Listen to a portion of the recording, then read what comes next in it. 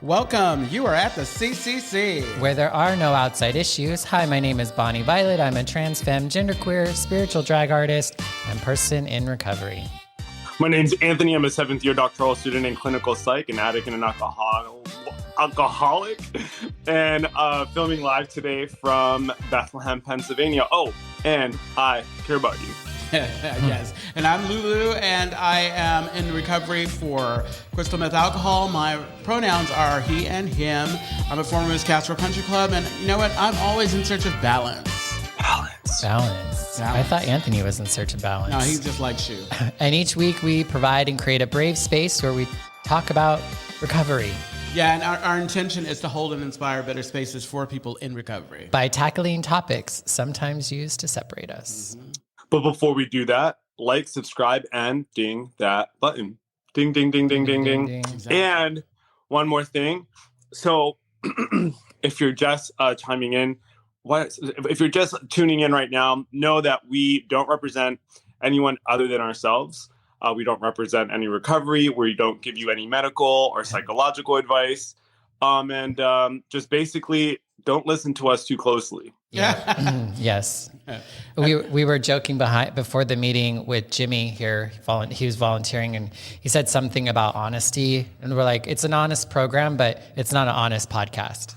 No. We're a bunch of dishonest people. Not. So I'm feeling very Bonnie Violet today. You are. I don't see any rhinestones on your face. I'm feeling very Bonnie Violet. I'm in another state. You have good lighting. In front of a ring light. And nothing off the shoulder. Mm-hmm. Show. Oh, hey. Yeah, exactly. So how are things in Bethlehem? Yeah. I am in Bethlehem, though I'm going to try to do it over the shoulder thing. This is my for folks who can't see me. I took one of my arms out of my sweater. Yeah. Mm-hmm. As Bonnie was saying, for folks who are listening, Anthony's making a complete fool of himself. Right. Thank you. Thank you. Normal stuff. Absolutely. Normal. So yeah, but I'm in Pennsylvania. I'm visiting family. This is my first time home for the holidays in about 17 years. It's been really nice. I just got out of a meeting out here. It was very different. I mean, recovery is basically the same across the board, but I just noticed like the tone of the meeting was a little different, a little bit more somber. But it's just really nice to be home. What was that other meeting you were telling us about? Well, I went to a meeting in New York City when I first got here. Oh, you're being shady. Oh, you're being shady. Okay. We're not bringing it up.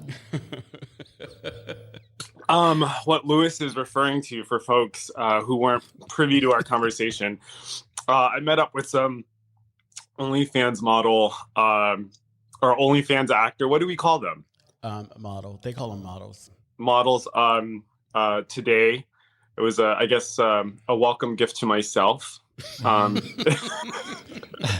was a great time. And I think he actually now follows the podcast. So I think nice. That's a win for everyone. I know, a win-win. Right. Anthony's Speaking of the topic, sitting with discomfort. Yeah, he's absolutely beautiful. I told him he's my boyfriend while I'm here. Nice. Yeah. Well, good. Yeah. Good. That's all you need is a boyfriend. Yeah, exactly. What's up with you two? Well, yeah, you see it. We're here at the club. I know, exactly. It's like, today's my only day off, so I'm just making the most of it. Woo!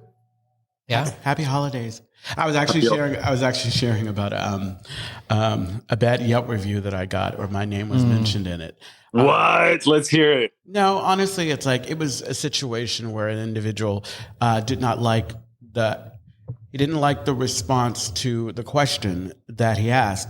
And from my end, I was very kind of even, because my tone is sometimes I have to be very mindful, because as much as we've talked about this before, folks will automatically dismiss my tone as snarky and what have you.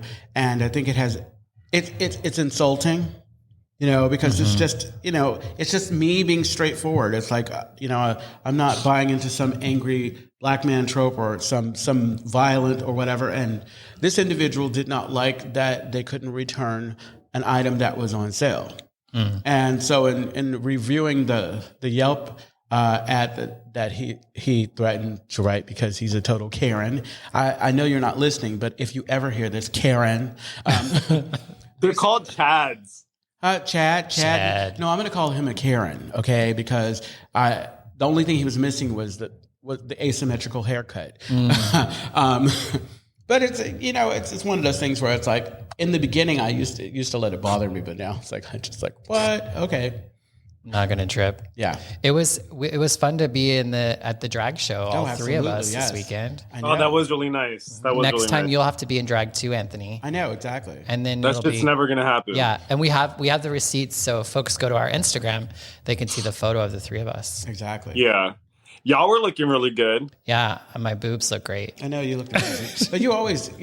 It's like I always joke and say, okay, so I think that your performance now matches your look. Look, I definitely had a better performance but it was great because I wasn't supposed to perform. Linda called me at like 12:30 or something, a few hours before the show, and was like, 2 girls dropped out. Can you perform? And I was like, Bonnie's like one of those. Sure. Bonnie, you look like one of those queens that show up and say, "Oh, just play track 7." Right. Yeah. But it was nice because I didn't have any of the, normally like I'm really nervous and I'm really freaked out and I have a hard time, like I just get stuck in my head, you know? That's like, and this time I didn't. I think just because I didn't have enough time, I didn't have enough time to think about it or worry about it. I just got in drag and went to the show. So it was cool. I had no anxiety. It's like when you have to share at a meeting at the last minute. You were doing what I've heard Linda Summers refer to as serving a look. Serving a look. I always serve looks. It's the performance that can be a little lacking. Yeah, but I think that like I said, it's like I feel like they've come together because before I would always say it's like, am I going to have to get a stun gun? The crowd was tough. Did you feel that? It was tough. How? It just wasn't as like lively. It was a tough, as it usually is. It was a tough crowd, but you know what? The way that I do it, like, okay, so when I'm sitting in the audience, I want you to connect, and that's how I perform. I connect with people, and that's it. It was like they all were sitting in discomfort. Yes. Yes. That's a nice little segue. Did she just serve as a transition? Yes, I did. Exactly. I did. You can't use that word. Only I can. We've had this conversation. Do you want to do the intro to the topic, Bonnie Violet? Sure. So the topic this week, what is it? It's sitting in discomfort. Yes. So I thought, sitting in discomfort doesn't sound like fun, but I do think it does lead to a lot of growth often. But I think like with a lot of things, like with emotions, I didn't really have the vocabulary for it. And I think when it comes to discomfort, there's also kind of a vocabulary, or there are things that could be read as discomfort that maybe aren't discomfort, So whereas I think it was just like pain or no pain before recovery. And now it's like I can have different levels of uncomfortability or discomfort or pain or suffering, or because I think there's a difference between sitting in discomfort and suffering. Yeah. What would you say? No, I agree. I absolutely agree with just about everything you said. I was thinking with regards to this topic, it's like, I think the problem a lot of times, or the challenge that I know that I had coming in, is I thought, okay, so now I'm doing this work, I'm going to always feel better. And the reality for me is that, I used so that I didn't have to feel this stuff. And now I don't have that as an option. I have to find a way to make it through. And when you're in whatever you're in, sometimes it feels like you'll never get out of it. Yeah. And so it's like, it's that thing where, they say it's like you don't know the difference between a bad day, or like if you're having a bad day, or the end of the world. And so, I absolutely agree. Yeah. Anthony? Yeah. Well, I'm thinking about both of your answers to that. And when you were introducing the topic, Bonnie Violet, I was thinking to myself, is there a difference between suffering and discomfort? Or I guess discomfort, I don't know like the textbook definition, but discomfort to me sounds like maybe there's a continuum where there's suffering, long-term discomfort. So I think I'm like caught on the semantics. And I definitely have my own experiences with sitting in discomfort or pain or whatever it is.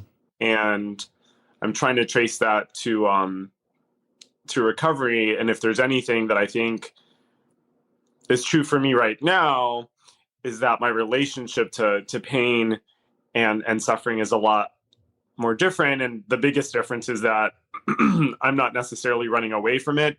Or if I am running away from it, I'm running away from it in these very different ways that are kind of more subtle. And I'll just leave it at that. Well, and quite the opposite, like you like was brought up about the idea that like maybe there would be less pain in program or, you know, things like that. I think that there was something like that said, but I think my tolerance for, you know, like I get uncomfortable a lot easier, or I get in pain a lot easier because my tolerance level is less. And that's actually like a good thing. But I think sitting with discomfort, the way I like to talk about it, it's more of a tool. Like, so Absolutely. It's a tool that we use to grow or to get through something.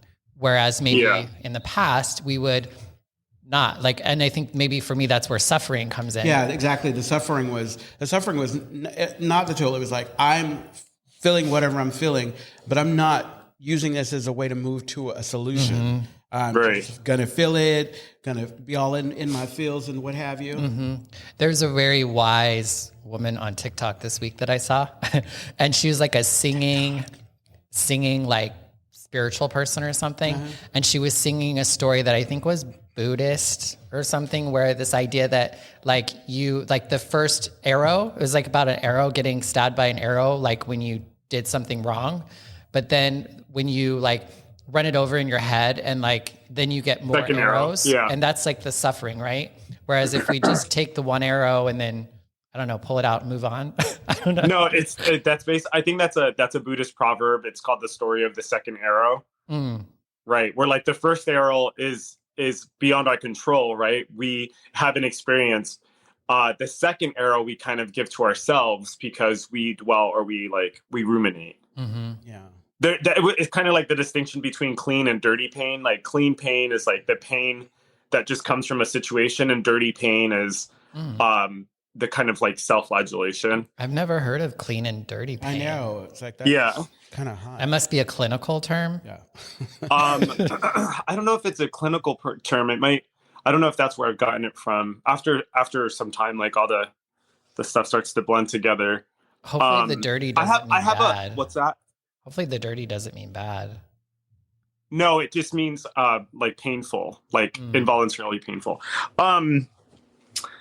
I have a hypothetical for you. So actually, it's not a hypothetical. So maybe not surprisingly, I feel like I do a lot of 12-step work and like hookup situations. I don't know if that's ever happened to the two of you. Like you do a 4-step with your hookup? No, because What? you've mentioned the type of guys that you are turned on by. So of course you're going to be doing 12-step work. So you bring Hold the up. big I'm book? gonna need you to slow down. Number one. I'm gonna need you to slow down. Number one. Number two, that is not even an entirely factual It's like statement. most people take lube to the bathhouse, but you take the big book. Is that what you're saying? the big book and God. I'm here to spread the word of God. He's in the dark maze at the Right. Yeah, got his I'm here light to on. talk about your dirty pain. looking through the glory hole. It's like The little lights in have you the accepted? I'm like a street side evangelist, but I'm showing up to the bathhouse right. with a 7 tradition basket and a big book of 12. Ringing a bell. You're such a person of service. I am a person of. Okay, so let me tell you the last situation I was in. Not the one today, but a few days before So not I your came here. last. So I had met up with this guy, and we were talking or whatever, and I mentioned that I was in recovery, and he started talking to me about it. And at some point, I realized like, oh, I think this guy has an issue with meth. So we started talking, and I go, oh, actually, I have friends that are like former tweakers. They go to CMA. Their lives are really changed. And I was like, I'm sober because of X, Y, and Z reasons. And then he said to me, I've always wanted to get sober, but I got really bad news a couple weeks ago. And I'm like, well, what is that bad news? So basically, he found out he has this like terminal neurological condition where he's been given 5 years to live.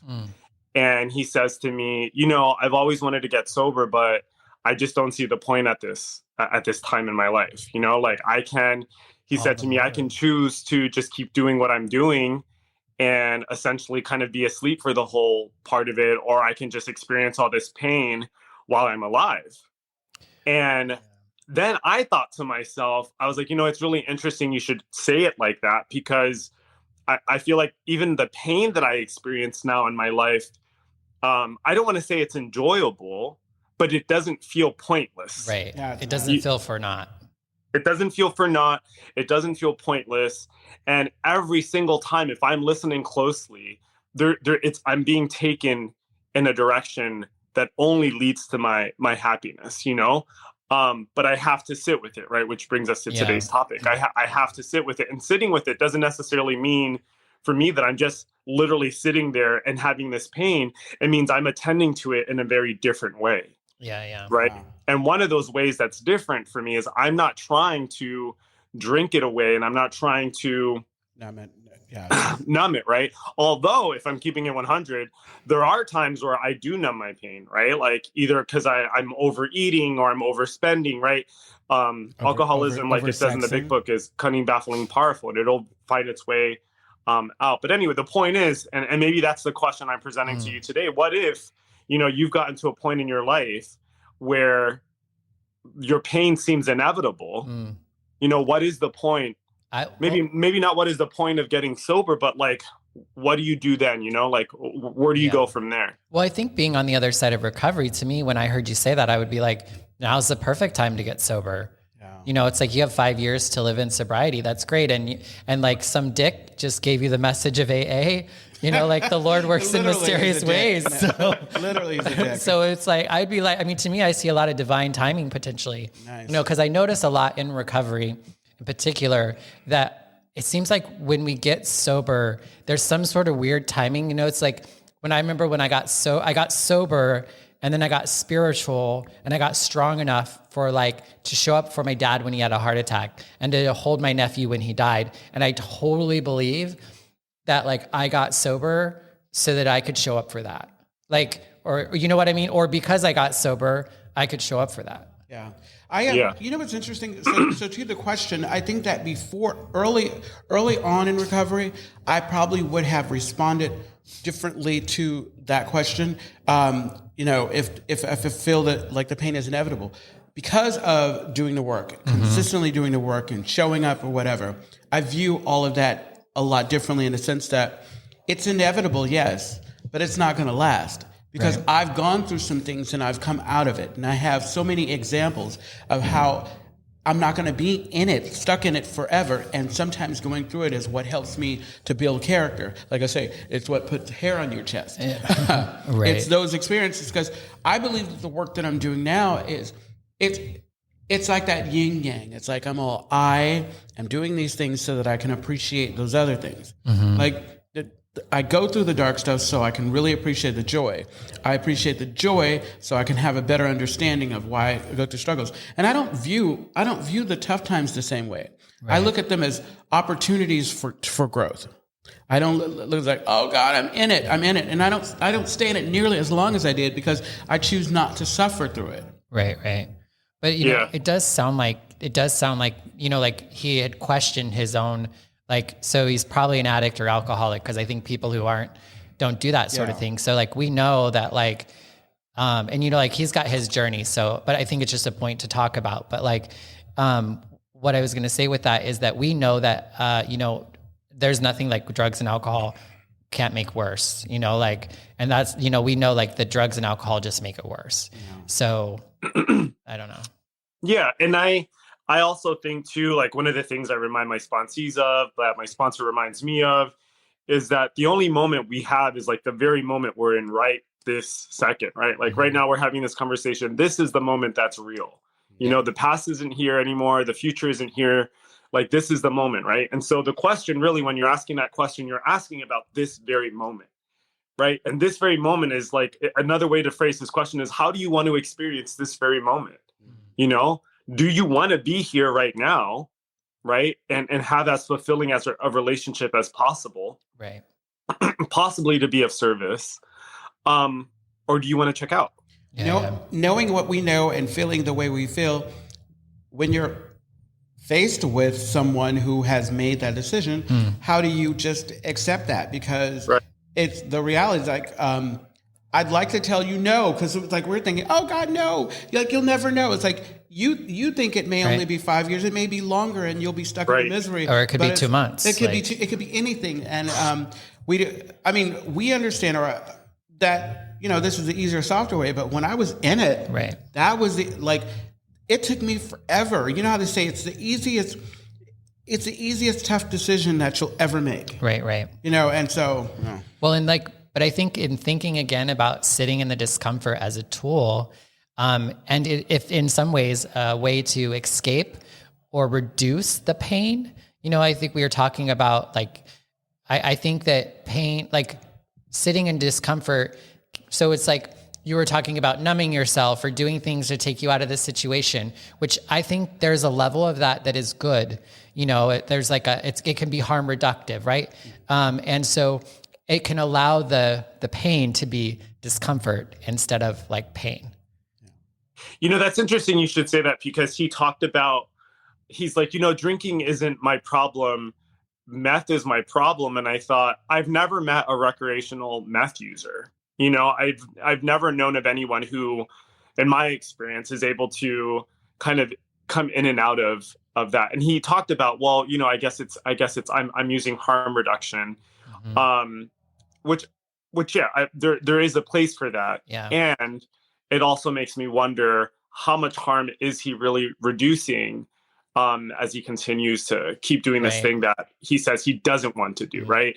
Going back to Lewis's question, which is, what do you do when someone's essentially accepted that as this is just what I'm doing? And that's, it takes me back to the thing that I think I hear people say all the time. It's like, I can't want sobriety more for you than you want it for yourself. Yeah. I have an uncle who's been addicted to heroin literally as long as I've been alive. I can't make him want to get sober. Right. I went to a meeting today, some of the most harrowing stories, but we read that story in the back of the big book. It's called Twice Gifted. And it was basically about this woman who she got cirrhosis of the liver and all this other stuff. And basically, it's you can have people who have death literally at their doorstep, and they just can't. They just can't. And there's room for that, right? Like we say, that people who are constitutionally incapable of being honest with themselves. Yeah. But that's not for any of us to decide. That's between you and God. Yeah. If that's going to be the fate that I guess you move toward. Right. Well, and I think it's a common for people to quit. I quit meth years before I quit drinking. So that was a harm reductive kind of thing. There was something else I was going to. I only stopped drinking because I wanted my meth to work better. Somebody told me, it's don't mix. Well, drinking was just so much harder on my Somebody body, said don't mix the two, and so I trusted it. It's I didn't even drink. Yeah. When I was trying not to come down, I didn't even drink milk. Because they said I believed all the old housewife tales. Right. You were frugal. But you were not trying to waste any of it. Isn't this the time when you ask if anyone? I was just going to. There's nobody there. Well, if they're maybe they're listening in after, somewhere else, yes.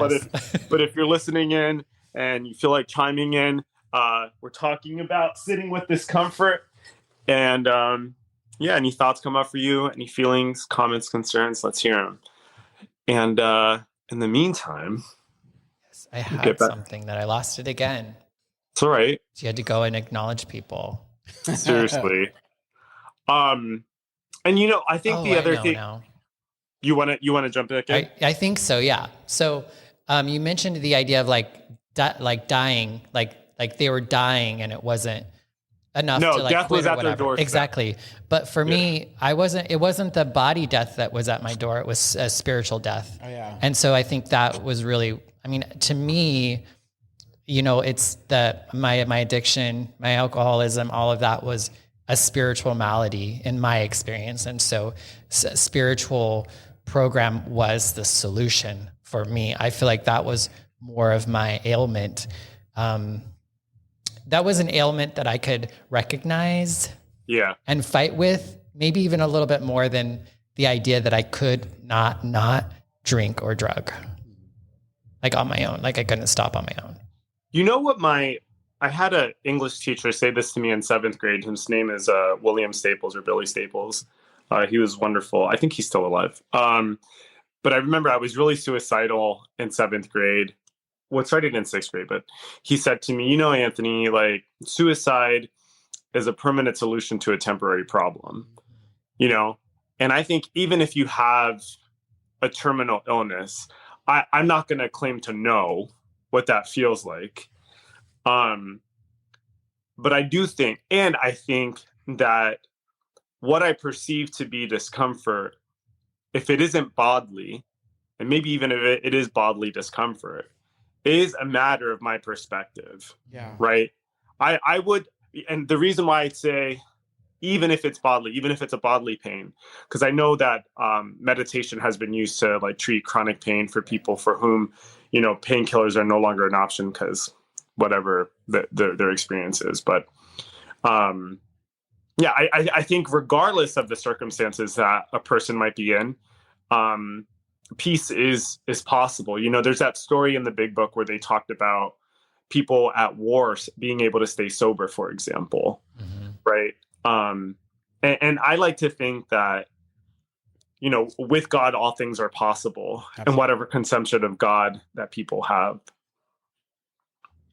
Yeah. It's God. It's that word. It is that word. Or higher power, universe, whatever you choose. Or higher power. Whatever you choose to call. Electricity. This is true. That's true. I was thinking about like when we're sharing.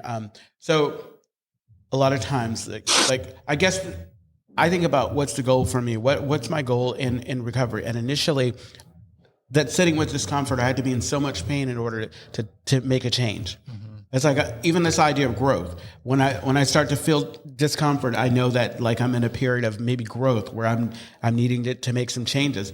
But for me, it's like I am wanting to take action, be proactive. I mean, the goal for me is to be proactive before I have to be in that much pain. Mm-hmm. It's almost how it was what used to be with my finances, where things had to go be such a mess before I actually did things. Or I had to get fired from a job instead of just leaving the job because it was no longer the job that was working for me. Right. Yeah. Well, in discomfort, I'm thinking like discomfort doesn't always have to be like what is preventing pain. Like for me, what's been really loud or really prevalent for me the last year, I would say this has been the hardest year of my life. It has, and a lot of it is just because I was just full of so much fear. And, I've had a lot of things to be insecure about, and just transitioning has been like enough. Right. And so there's times I've just had to allow myself to just be, I'm transitioning. Like I'm not talking to God every day. I'm not going to meetings. Mm-hmm. I'm not going out in public, but like, I'm just sitting in this discomfort and moving through something that I've never been able to allow myself to go through. But it's not, it doesn't look great. You know what I mean? Like it isn't full of like amazing, like spiritual living, but it is, I still think it is it is still part of my spiritual growth. Yeah. Something I was thinking about too. This idea of sitting with discomfort is a way of honoring what I'm feeling. Mm-hmm. Is not just pushing it down because, that idea, the comparison to like, when we weren't dealing with our feelings, we were pushing it down, right. And it was acting like a beach ball in the water, and it was going to come back up. But sitting with it, like if I'm going with some, just like early recovery, the emotions were coming from everywhere. And they didn't make sense. And so like when I was able to get to a place where I was able to be honest with somebody about like the times when I was feeling jealousy, mm-hmm. when I was feeling like anger or whatever, and talk about it and be there in it and really just honor it, not let it consume me, because obviously but really just say, okay, this is what I'm feeling. Yeah. And I think it was in being able to be honest about it. This is how it didn't take over me. But mm-hmm. I really feel like, like they say in Star Trek, resistance is futile.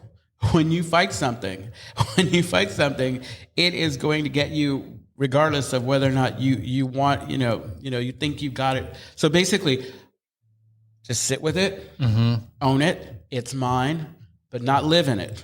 Yeah. When you were doing your hands thing, I thought you were doing that Star Trek. Is it that? Yeah, I was like, did Lewis Star just Trek? make a Star Trek I know, reference? right? I did. I love Star Trek. Are you a Trekkie? I didn't know you were a am a Trekkie. Trekkie. I'm such a Trekkie. I'm more of a Star Wars girl. I don't follow either one of those things. I don't either anymore. When I was a kid, I loved sci-fi. Star Wars. I love sci-fi. I loved it. Yeah, I love it. I mean, drag is basically sci-fi. What? Okay. What? How is it not? I wouldn't label my drag sci-fi. You wouldn't. I wouldn't. You can label it whatever you want, but It's definitely witchcraft because it's like I've seen some people transformed. right, there is some power. It is powerful. I Yes, will exactly. say that for sure. Yeah. Performance is certainly powerful. I think your particular brand of drag is pretty powerful. Absolutely. Discomfort. And probably like apropos for the holidays.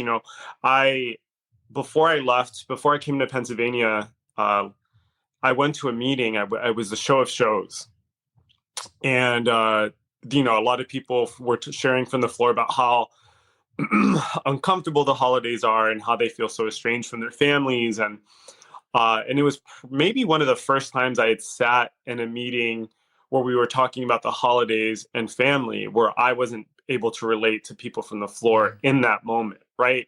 I certainly had the experience of what it's like to feel estranged from my family. I certainly know what it's like to not want to be around my family. I mean, it's one of the reasons how I ended up on the other side of the country from them.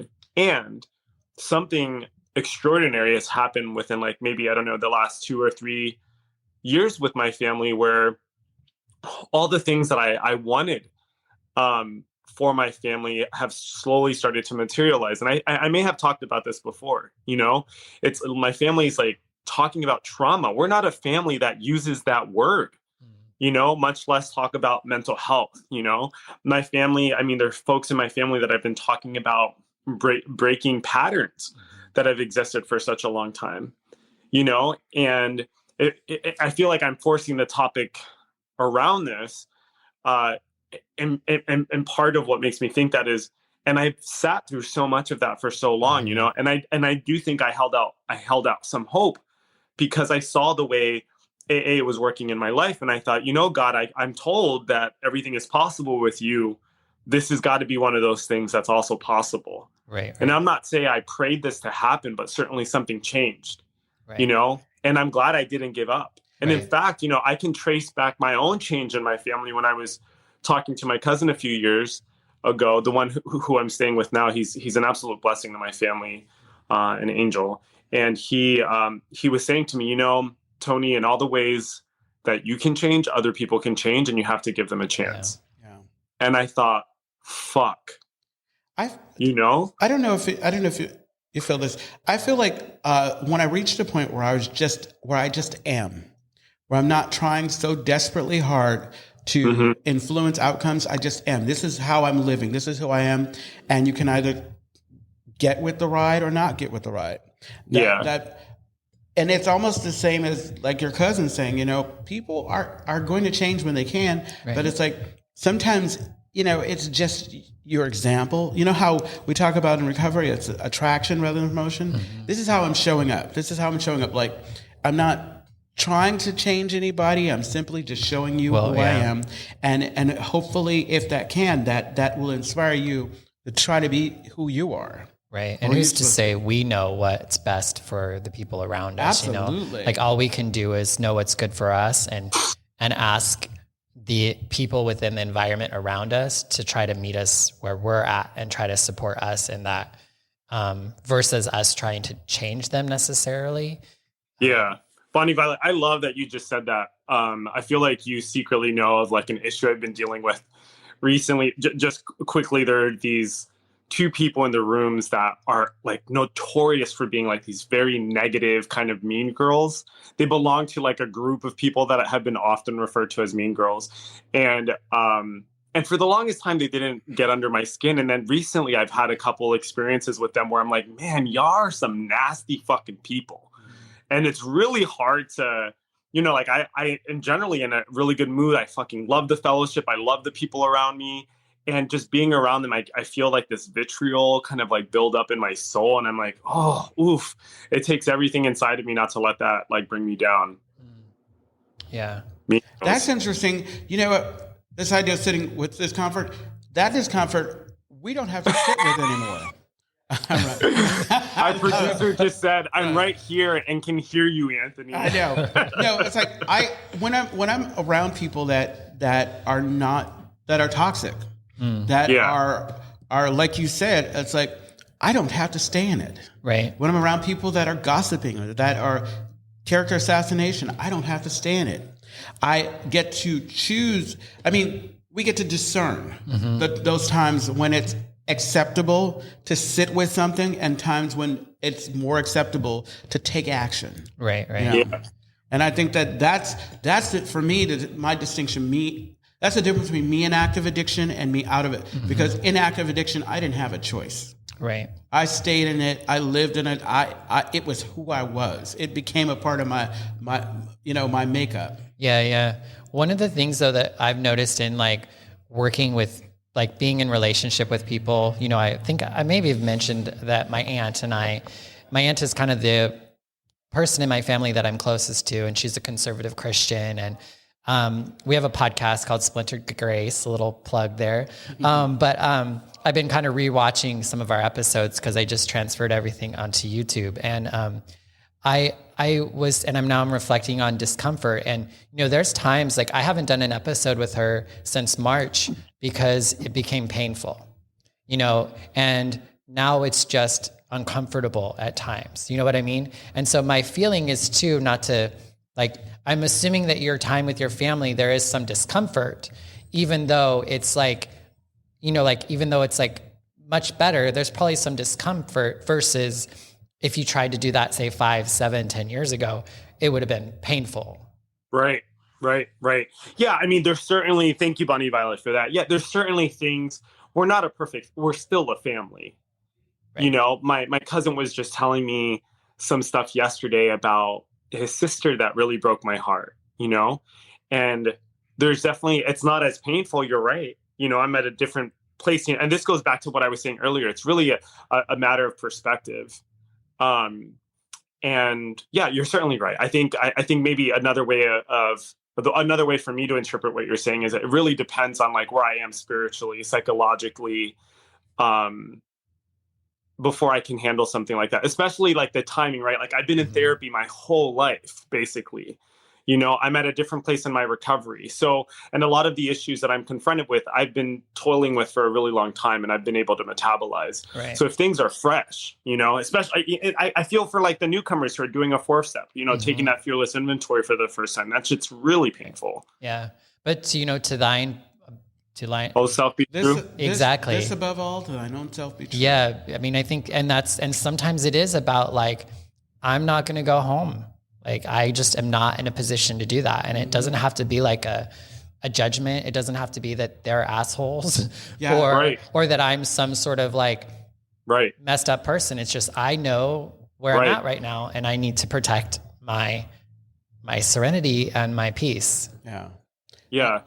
Bonnie Violet, I love this. I love what you're saying, and I don't mean to gush, but I think one of the reasons why what you're saying is resonating with me so much is because when, I've lived in San Francisco or the East Bay for 17 years, right? So for a lot of that time, and even when I was younger, I was in a lot of pain around the shit that I was going through with my family. And I needed to be in San Francisco. And what's amazing is that as I got sober and as I was around other people, like the fellowship really did love me until I could love myself. And I think what I'm realizing now is like the fellowship loved me until I could love myself, until I could love my family and allow for my family to learn how to love me back. Right. And it took all of that time. And I think maybe one of the best things I've ever received in prayer is that I just don't know, and God does, And so sometimes when I'm uncomfortable and I don't know where anything's going to go, is like, I think in the best of circumstances for me, that's when I've been able to surrender, and I say, okay, God, then you take care of this. But for right now, like I can't toil with this as much as I have been. Mm-hmm. Yes. I just wanted to say, I love that you said Bonnie Violet so many times in this episode. I know. I love that you said Bonnie Violet, because Bonnie Violet is my name, my first name. And a lot of people just call me Bonnie, which is fine. But I noticed you calling me Bonnie Violet today. So thank you. You basically just said, I like it when you say my name. I did. I've just been over here appreciating the love story that's unfolding here. I'm all, Bonnie Violet, Anthony, Bonnie Violet. Okay, God. Lulu's like, I'm here too. That's okay. No. A lesser person would. I give Lewis shout outs all the time. Yes. I'm quoting Lewis throughout the week. No. It's like, when you were talking about Mean Girls, or I know, I was like sitting here quiet because I was thinking, oh my God, I don't want to. When I was talking about Dirty Pain. Oh, yeah, Dirty Pain. I think that there was something. Go ahead. There was something I wanted to say. I realized we're getting close to the hour. There was something I wanted to say, and I totally forgot about it. Oh, I wanted to say thank you to folks who like at Mascara. A lot of people. Well, we got a couple of shout outs from Linda Summers and Billy made some remarks about the podcast. And as usual, and I feel extra inclined to do it now, I just wanted to say thank you to everyone who continues to reach out to say thank you for the podcast. We realize there are people listening and we don't realize you're listening. While I was at Mascara, someone pulled me aside and said thank you. They were talking about some of the topics that we've covered. So again, we are so grateful that folks listen in and that, we're able to contribute to your lives in whatever way feels right for you. Yeah.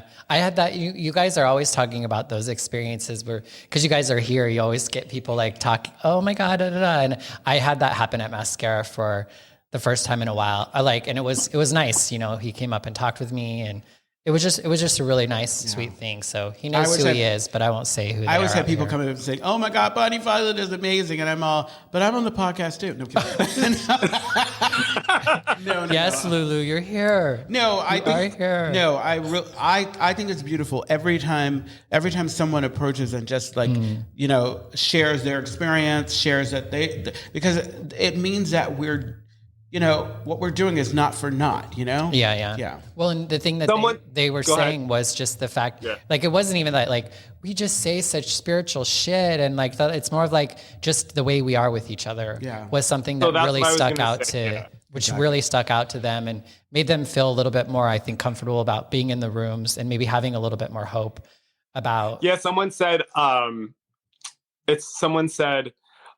y'all sound like you're really good friends and you like talking to each other and there's a lot of chemistry there. And I was like, yeah, no, we're actually friends. Yeah, right? That does help. I know we need to have people come up to us and say, red like a lobster. And then we know they're really listening. Red like a lobster. Yeah, that'll be our code. We'll know if you're an actual listener. If you, if I say, what am I red like? And they're like, red like a lobster. Like a lobster. Lobster. And they have to wrap it. Okay, so I want you to know if you want to get in touch with the Lulu, you can, or Louie Lou, or however, you can reach me at LouieLou86 on the Instagram. I put new pictures up, and you can send me a DM. And hey, everyone, I'm Bonnie Violet. You can find me at aqueerchaplain.org, as well as on all of the things. I've been doing a lot more on TikTok of late and some YouTube channels, so check that shit out. Thank you, Bonnie Violet Lewis.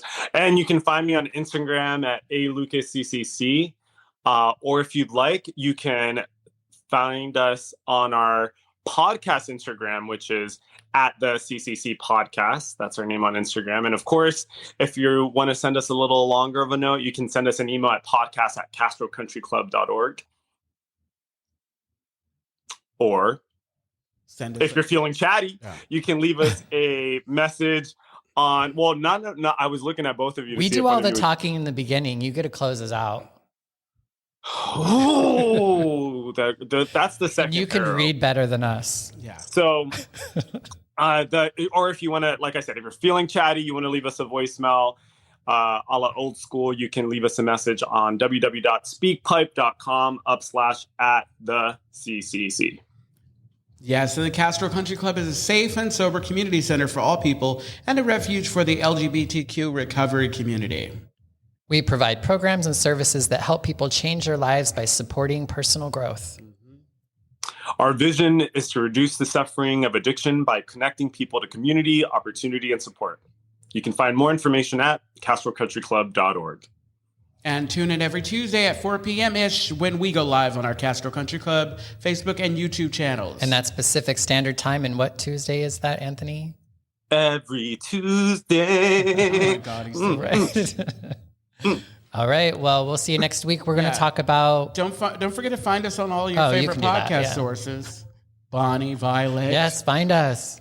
Yeah, next week we're going to be wrapping up the year, I think. Yeah, I think we're going to do like 2 more episodes, right? And then we're going to take a break. Is that right? Yeah, we are going to take a one break. right But we'll after talk the about new that next time. Yeah, exactly. All right. Well, we can't talk about it now. Well, I mean, go. We're out of time. I know. All right. Yeah. Bye-bye. Bye. We love you.